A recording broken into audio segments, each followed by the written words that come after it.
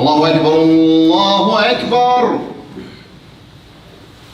الله أكبر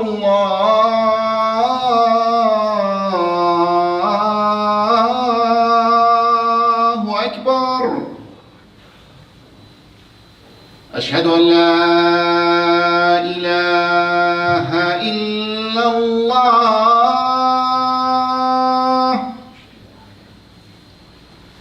أشهد أن لا إله إلا الله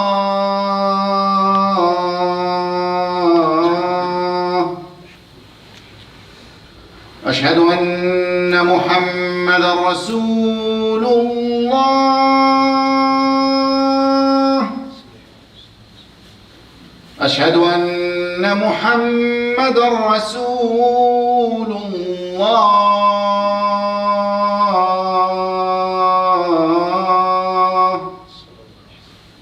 حي على الصلاة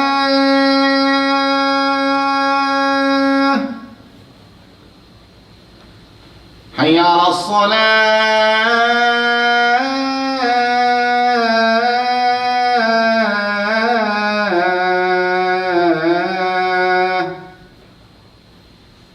حي على الفلاح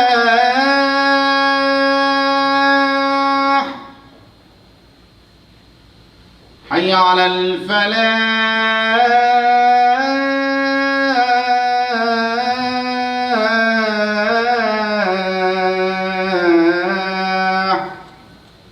الله أكبر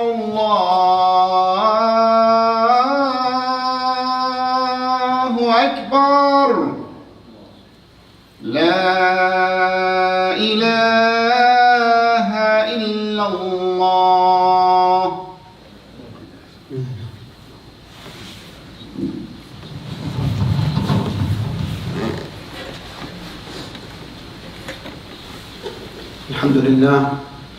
الحمد لله الذي تلطف بعباده فتعبدهم بالنظافة وأفاض على قلوبهم تزكية لصغائرهم أنواره وألطافه ونشهد أن لا إله إلا الله وحده لا شريك له ونشهد أن سيدنا مولانا محمدا عبده ورسوله المستغرق بنوره الهدى أطراف العالم وأكنافه وعلى آله الطيبين وصحبه الطاهرين صلاة تنجينا بركاتها يوم المخافة وتنتصب جنة بيننا وبين كل آفة. أما بعد، فقد قال الله عز وجل في كتاب العزيز بعد أعوذ بالله من الشيطان الرجيم بسم الله الرحمن الرحيم ولئن أذقنا الإنسان منا رحمة ثم نزعناها منه إنه ليئوس كفور ولئن أذقناه نعماء بعد ضراء مسته ليقولن ذهب السيئات عني إنه لفرح فخور. وقال رسول الله صلى الله عليه وسلم في حديث إن الله يؤتي الدنيا من يحب ومن لا يحب ولا يؤتي الدين إلا لمن أحب فمن أعطاه الله الدين فقد أحبه أو كما قال عليه الصلاة والسلام. Respected brothers, sisters, elders, this world by design, it is not a place of compensation, it is not a place of retribution. We're not going to receive our rewards in this world. We are not going to receive our rewards in this world. Occasionally, Allah Azza wa Jal compensates in this world, and occasionally a criminal, an evildoer is subjected to retribution. The place, our belief as Muslims, is that the place of compensation and retribution is the akhirah. This is our belief as Muslims, that we will receive our compensation in the hereafter. And those who have done bad, they will receive their retribution in the hereafter. فَلَوْ كَانَتِ الدُّنْيَا جَزَاءً لِمُحْسِنٍ لَمْ يَكُنْ فِيهَا مَعَاشٌ لِظَالِمٍ لَقَدْ جَاءَ فِيهَا الْأَنْبِيَاءُ كَرَامَةً وَقَدْ شَبِيَتْ فِيهَا بُطُونُ الْبَهَائِمِ. The poet says that if this world was compensation for the muhsin, for the one who does good acts, for the one who does good acts, لَمْ يَكُنْ فِيهَا مَعَاشٌ لِظَالِمٍ. That the fact is that the zalim, the one who is an oppressor, he would have received no provision from Allah Azza wa Jal. The oppressor, the tyrant, the evildoer would receive nothing from Allah Azza wa Jal. لَقَدْ جَاءَ فِي الْأَنْبِيَاءِ كَرَامَةً. The reality is the Anbiya, they came on behalf, they came as representatives from Allah Azza wa Jal. وَقَدْ شَبِيَتْ فِيهَا بُطُونُ الْبَهَائِمِ. And they were disseminating the message of Allah Azza wa Jal. They were living lives of extreme poverty and austerity. And animals are eating to their fill. Animals are eating to their fill. These are people who were chosen. The Anbiya, they were chosen by Allah Azza wa Jal to make sure that the deen of Allah, the message of Allah, is thoroughly disseminated throughout the entire world. And we know, reading their stories, we know that the types of lives they led. They led very difficult lives. Their lives were nothing but poverty, nothing but difficulty and hardship. And we read about their lives throughout the Quran. We read about their lives throughout the Hadith, where the difficulties that they had to encounter to make sure that Allah subhanahu wa ta'ala's message is thoroughly disseminated. And yet, Allah subhanahu wa ta'ala is feeding animals. Allah subhanahu wa ta'ala, the nizam of Allah, the sequence of Allah and the sunnah of Allah is that animals are eating to their fill. Whereas Anbiya, they are going hungry. Anbiya, they are going thirsty. And these are the closest people to Allah subhanahu wa ta'ala. The Anbiya were the closest. So our belief is that absolute compensation, absolute reciprocation is in the akhirah. This is waiting for us in the hereafter. We are not going to be compensated by Allah in this world. If we do good acts in this world, then yes, there is a possibility that Allah subhanahu wa ta'ala will reward us. There is a possibility that we may see some materialistic gain. But absolute compensation, that is something reserved for the Muslims in the akhirah. And as for those who do evil, they get whatever they want in this world. And we see this. Tyrants, they enjoy the ni'am, the bounties of this world. We see this. And then sometimes we might even think that why is this happening? And again, what we should come to, the conclusion that we should come to as Muslims is that retribution for evildoers, that is something reserved for them in the akhirah. And this is proof, what I've just mentioned, that this is proof that the world isn't a place of compensation. فَلَوْ كَانَتِ الدُّنْيَا جَزَاءً لِمُحْسِنٍ لَمْ يَكُنْ فِيهَا مَعَاشٌ لِظَالِمٍ لَقَدْ جَاءَ فِيهَا الْأَنْبِيَاءُ كَرَامَةً وَقَدْ شَبِيَتْ فِيهَا بُطُونُ الْبَهَائِمِ. This is proof that the world isn't a place of compensation. So we shouldn't be perplexed, we shouldn't be alarmed at the bounties and the favors that tyrants and evildoers they enjoy. Or the hurdles, sometimes we see that someone is noble, and we see that that person has hurdles and challenges in front of him. He has hardships in front of him. And we might think that why is such a noble person, why is he encountering these kind of hardships? Why isn't Allah subhanahu wa ta'ala removing these obstacles from this noble person's path? Why is this happening to him? We might have these questions, and these questions might go through our minds. Right? But again, this world was never meant to compensate the pious in this world. This is not the function of this world. It was never meant to compensate the good people in this world. Nor was it meant for absolute retribution for the criminals. How often do we hear that someone has done something wrong? That someone has done something wrong, and we think that, the punishment that was given to him by the court system, this is less than what he deserves. And again, this is something that we think about. We hear it in the news. We watch it on the news. We read it on the internet. And we think that, the punishment doesn't fit the crime. And at that moment, this is when we should think that no, this world is not a place for absolute retribution. Absolute and complete retribution is something that this person is going to taste in the akhirah. Allah subhanahu wa ta'ala mentions in the Quran, وَلَئِنْ أَذَقْنَا الْإِنسَانَ مِنَّا رَحْمَةً ثُمَّ نَزَعْنَاهَا مِنْهُ إِنَّهُ لَيَئُوسٌ كَفُورٌ.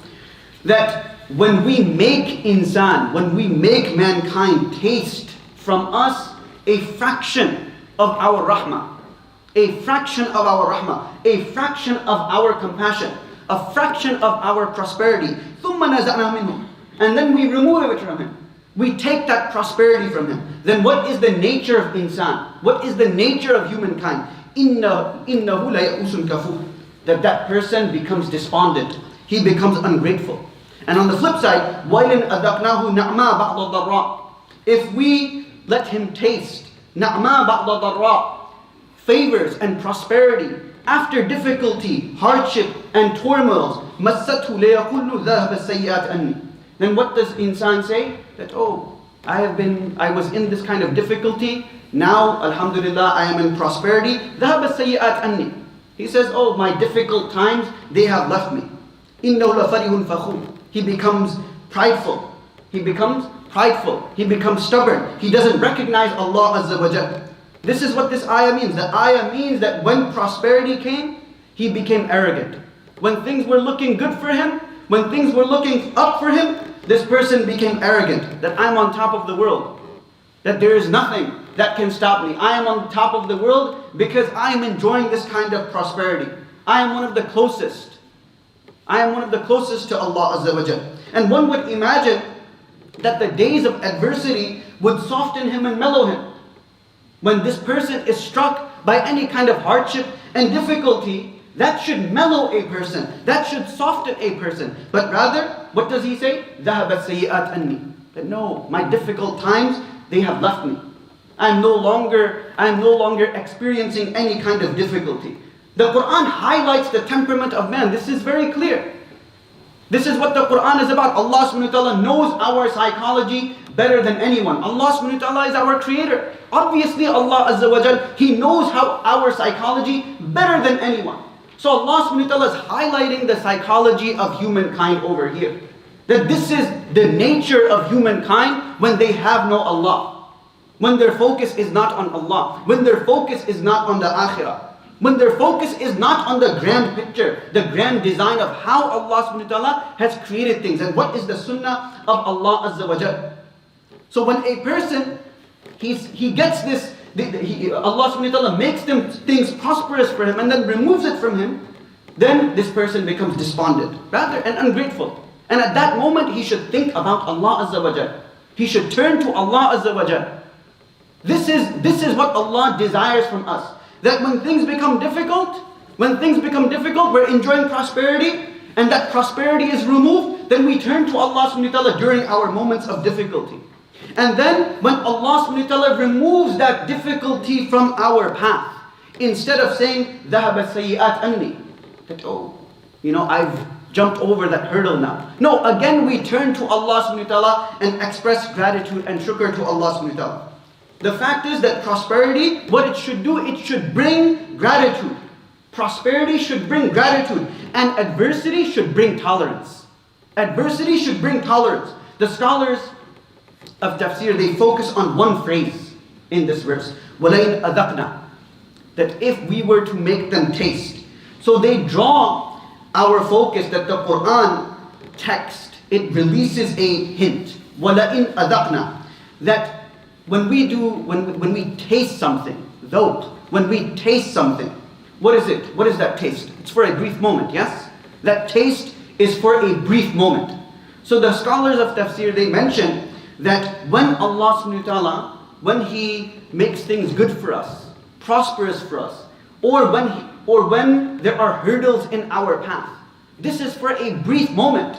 This is for a brief moment. The fact is that there is no real adversity compared to the akhirah. Compared to the akhirah, there is no real adversity. And compared to the akhirah, there is no real prosperity. Because what is waiting for us in the akhirah, the paradise that is waiting for us in the akhirah, it's nothing compared to the prosperity that we are enjoying in this world. And if a person doesn't live his life according to Allah Azza wa Jal's pleasure, and that person is subjected to the chastisement of Allah subhanahu wa ta'ala, then our adversities in this world is nothing compared to the adversities of the hereafter. We have to keep this in mind, otherwise our minds will be subjected to devilish indoctrinations. We have to keep this in mind. This is our aqidah, this is our belief. Sometimes we look at a noble person, we look at a good person, a noble person, and we sometimes ask ourselves, and we do this, that throughout the world we see noble people. They are experiencing different types of hardships, different types of challenges and hurdles. And we think that, why is this person in hardship? This man is a prayerful person. This man is a worshipful person. This is the type of person that helps other people. He sacrifices his own comforts for his community, for his people. And then we look at wicked people. We look at evil people. We look at tyrants. And we ask ourselves, why is this person enjoying this kind of prosperity? What has he done? These are devilish indoctrinations. كم من مشهور في الأرض مجهول في السماء وكم من مجهول في الأرض معروف في السماء. That there are many people مشهور في الأرض. They're well known. They're renowned people on this world. Renowned people on this world. مجهول في السماء. The heavens don't recognize such people. The heavens don't recognize such people because they're messed up. These people are messed up people. All they do is make life difficult for others. They are tyrants and they're evil people. وَكَمْ مِن مَجْهُولٍ فِي الْأَرْضِ مَعْرُوفٍ فِي السَّمَاءِ. There are many people who are unknown on this world. Nobody knows them. They're not looking for fame. But مَعْرُوفٌ فِي السَّمَاءِ. The heavens, they recognize them. The heavens, Allah Azza wa Jal, the angels, they recognize such people. Al-mi'yar al-taqwa. The scholar says, the mi'yar and the standard has always been taqwa. وَلَيْسَ الْأَقْوَى. And it isn't the person who is the strongest. So the mi'yar and standard, so far as Allah Azza wa Jalla is concerned, has always been taqwa. God consciousness, it's never been aqwa. It's never been that who is the strongest. Inna akramakum indallahi atqakum. That the most honored amongst you is the one who is most God conscious. This is the standard that Allah Azza wa Jalla judges each and every single individual by. Allah subhanahu wa ta'ala doesn't judge based on what we have, what is in our possession, how many kids we have, how many houses we have, how many cars we have. The mi'yar, so far as Allah Azza wa Jal is concerned, has always been one thing, and that is God consciousness. That how much taqwa you and I possess. How much taqwa you and I possess. The world, this is a temporary place, a temporary abode. Hence, temporary situations is going to befall us. Right? Temporary situations will befall us. This world is temporary. It's finite. It's not meant to last forever. So yes, we are going to be afflicted with moments of hardship, moments of difficulty. And at times, we will enjoy some prosperity. But we should never be deluded in thinking that this is it for me. This prosperous moment, this prosperous time, this is it. No, because we have something greater to look forward to. And what is greater to look forward to is the ni'am, the bounties and favors that Allah Azza wa Jal has in store for us if we properly follow each and every one of Allah subhanahu wa ta'ala's command in this world. Inna Allah yu'ti dunya man yuhib wa man la yuhib. The Prophet sallallahu alaihi wasallam says that Allah subhanahu wa ta'ala, He gives this world to people who He loves and people who He doesn't love. This is a reality. That Allah subhanahu wa ta'ala gives material to people whom He loves and people whom He doesn't. وَلَا يُعْتِ الدِّينِ إِلَّا لِمَنْ أَحَبْ. Allah subhanahu wa ta'ala only gives deen to people whom He loves. To people whom He loves, Allah subhanahu wa ta'ala gives deen. فَمَنْ أَعْطَاهُ اللَّهُ الدِّينِ فَقَدْ أَحَبَّهُ. فَقَدْ أَعْطَاهُ اللَّهُ فَمَنْ أَعْطَاهُ اللَّهُ. If Allah subhanahu wa ta'ala has given, whoever has been given deen, then this is a testament that فَقَدْ أَحَبَّهُ, that Allah subhanahu wa ta'ala loves such an individual.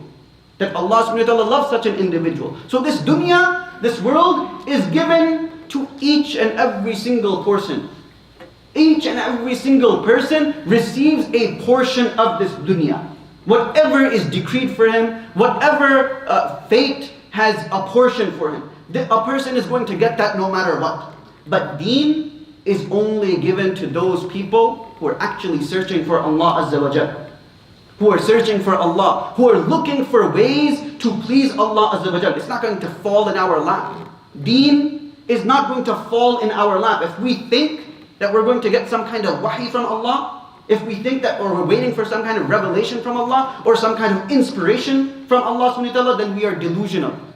No. We have to make that, we have to take that first step towards Allah Azza wa Jalla, and then Allah subhanahu wa ta'ala will inspire us. But if we're not even willing to take that first step towards Allah subhanahu wa ta'ala, and we think that Allah subhanahu wa ta'ala is going to inspire us, we're going to get some kind of dream, I'm going to see the Prophet or something in my dreams, then we are delusional. We have to take that first step. Deen is only given by Allah subhanahu wa ta'ala to whom He loves. And the people that Allah subhanahu wa ta'ala loves are those people who are actually making an effort towards God consciousness, towards the pleasure of Allah Azza wa Jal. So we need to keep in mind that when unsavory situations befall us, we need to keep this in mind, that when unsavory situations befall us, this is for a brief moment. This is for a brief moment. It is nothing compared to the chastisement and the punishment that Allah subhanahu wa ta'ala has waiting for those who perpetrate evil in this world. And if we think that we are not going to be tested in this world, then again we're delusional. Of course, this world is a place of test. Allah subhanahu wa ta'ala is going to test us. Allah subhanahu wa ta'ala is going to bring about situations, put situations in our path to see how we react. This is the way of this world. This is the way of this world. Some of us, we have issues related to our families. We have issues related to our communities. These are tests from Allah subhanahu wa ta'ala to see how we react. Are we reacting favorably? Are we reacting favorably in accordance to the pleasure of Allah subhanahu wa ta'ala? Or are we reacting unfavorably and against the pleasure of Allah Azza wa Jalla?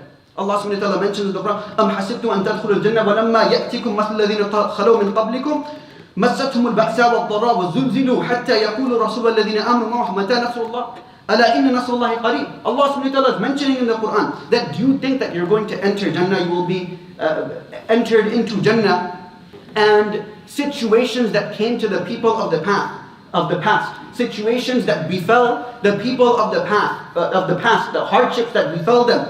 مَسَّتْهُمُ الْبَأْسَاءُ وَالضَّرَّاءُ. They were afflicted with different types of hardships, different types of trials and tribulations. وَزُلْزِلُوا. And they were shaken to the core. حَتَّى يَقُولُ الرَّسُولُ. Until the Prophet would ask, وَالَّذِينَ آمَنُوا. And those who believed, they would ask, مَتَى نَصْرُ اللَّهِ. When is the nusra of Allah subhanahu wa ta'ala going to come? When is the aid of Allah subhanahu wa ta'ala come?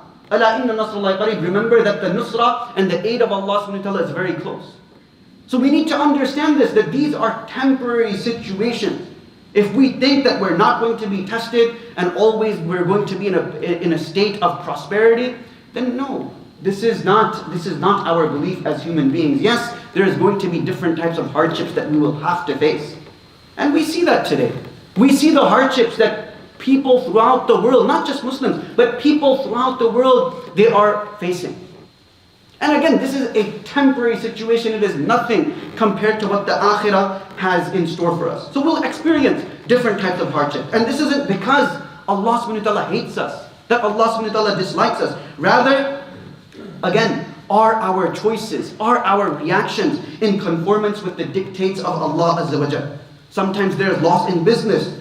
When there's loss in business, are we oblivious of our salat and worship to Allah subhanahu wa ta'ala?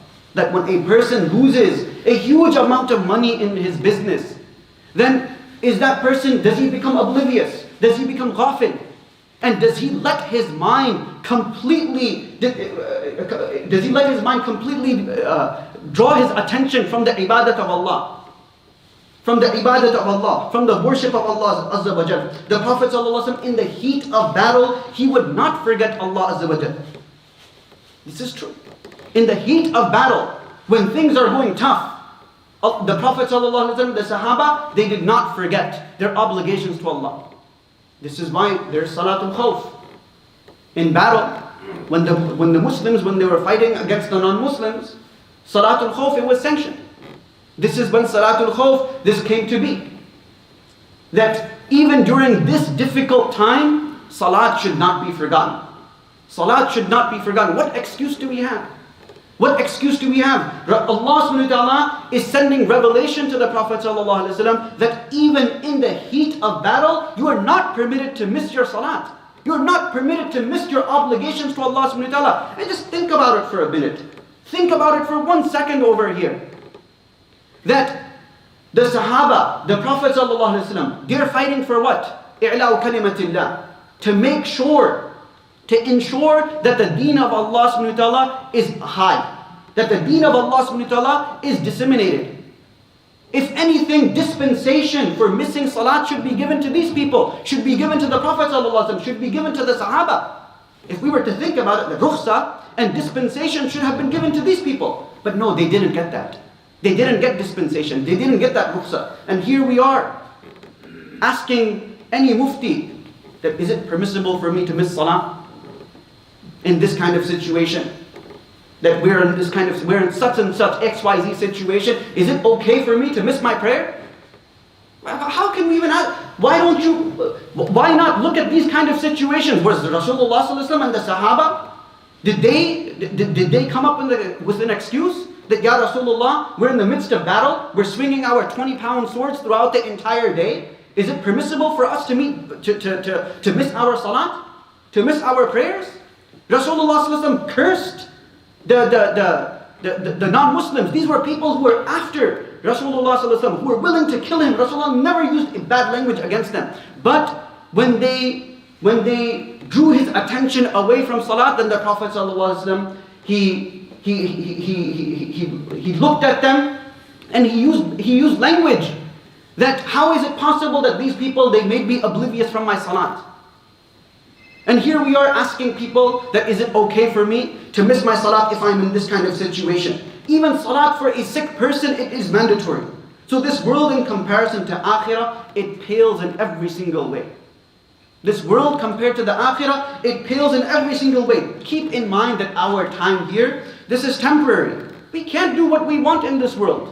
We cannot do what we want. This is a temporary period that we are in this world, and we are not permitted to do whatever we want. Allah subhanahu wa ta'ala mentions أَفَرَأَيْتَ مَنِ اتَّخَذَ إِلَهُ هَوَاهُ وَأَضَلَّهُ اللَّهُ عَلَى عِلْمٍ الدُّنْيَا. That, do you not see the people that they have taken their thoughts, their whims and fancies, as ilah, as deities, that they take their thoughts, their whims and fancies as deities, and they do whatever they want in this world. They think that, you know what, I'm in this world to just enjoy myself and that's it. I'm not here to do anything else but to enjoy myself. And that again, this person is a delusional person if he thinks that I'm here and I'm going to stay here forever and I'm here to enjoy myself, then this person is a delusional person. This person, there is no hope for such an individual if he doesn't turn to Allah subhanahu wa ta'ala, if he doesn't search for God consciousness. At times we will have to choose which is more important, the dunya or the akhirah. We will be confronted with these kind of choices. And we can't keep giving priority to dunya without expecting our akhirah to slip. If we keep on giving the dunya and this world priority, then our akhirah is going to slip. And if our akhirah slips, then in the hereafter it's not going to be a favorable and a good situation for us. Allah subhanahu wa ta'ala grant us all tawfiq and understanding. أقول قولي هذا وأستغفر الله.